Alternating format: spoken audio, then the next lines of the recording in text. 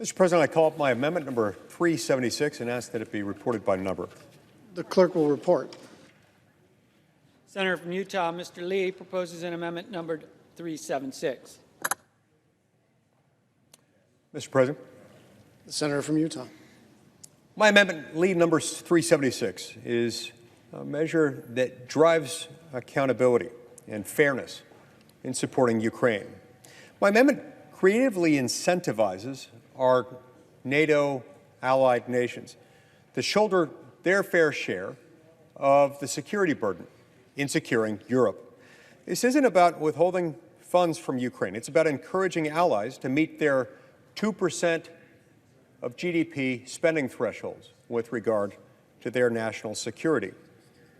Within Congress, we respond to the call of duty by urging NATO allies to step up and to meet their obligations that they've made and obligations that, when they go unmet, result in the United States of America shouldering a disproportionate, unfair share of the burden.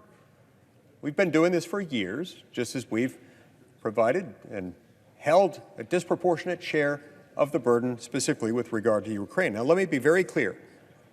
My amendment ensures that funds for Ukraine remain untouched while allies contribute their fair share.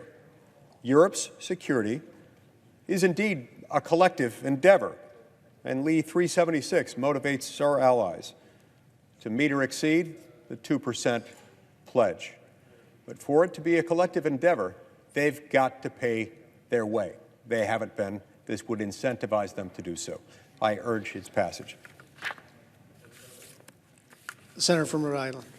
Mr. President, this amendment is, I think, reckless. It would essentially halt 98% of the aid that we would authorize and appropriate to go to Ukraine, which would be good news in Moscow, but very bad news in Kyiv. This amendment is trying to incentivize our NATO partners to increase their efforts to 2% of GDP, and that's a goal that has been agreed to. But the practical immediate effect would be to undermine the military posture of Ukrainians at a time when they are desperately fighting for their survival. But more importantly, they're fighting our fight also. Because if Putin succeeds in Ukraine, we will lose as well as the Ukrainians.